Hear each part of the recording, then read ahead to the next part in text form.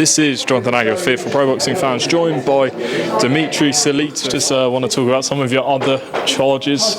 First of all, I'm going to lead it in by asking your reaction to Joshua and Fury being in talks. We understand there's a 60-40 split in Fury's favour that Joshua has accepted, potentially happens at the end of the year. What's your reaction to that? Great. I think it's great for boxing. I don't think it happens, but I think it's a great conversation. I don't know that the best time for it to happen is now, because Joshua showed improvement in his fight with Usyk, and he is coming off a loss. So even though it's a great event, I don't know that there's anyone that would think that Joshua has any chance to win. I mean, everyone has a chance, but if he has any real chance to win. So that's why this fight is not as significant as it could be. I believe that Otto Wallin wants to get his rematch with Tyson Fury, and Joshua wants to get the fight with Tyson Fury.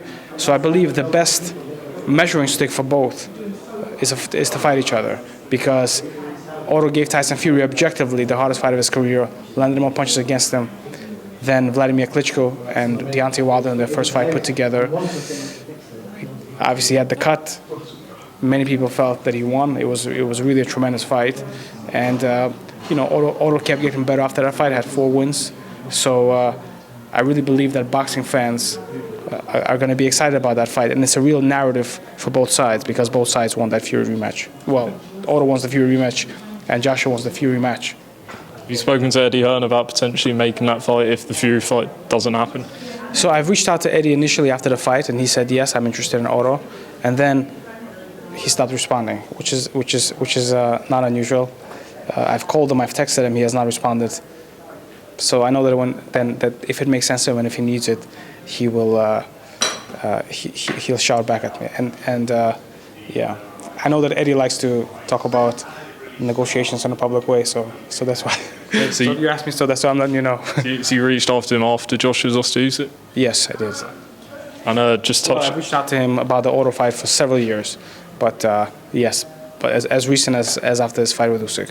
Okay. And just finally, Jarrell Miller, I think he's returning next month, and then there's talk online about him against Lucas Brown. What can you tell us? Yes, he's going to be returned next month. It's going to be his 3rd fight.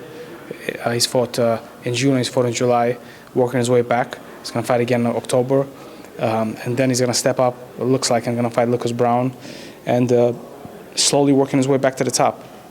And I really feel after the fight in October, he can easily slide in and fight Joshua, and fight Fury, and fight anyone, and fight Dillon White.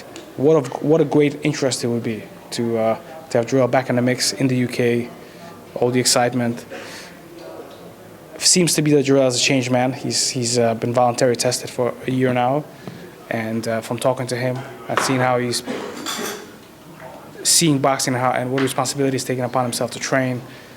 He looks like he's very responsible and wants to make the best of it, as he feels that this is kind of the final elite leg of the run, his opportunity to take it to the top. Dmitry Salita, thanks for talking to Pro Boxing Fans.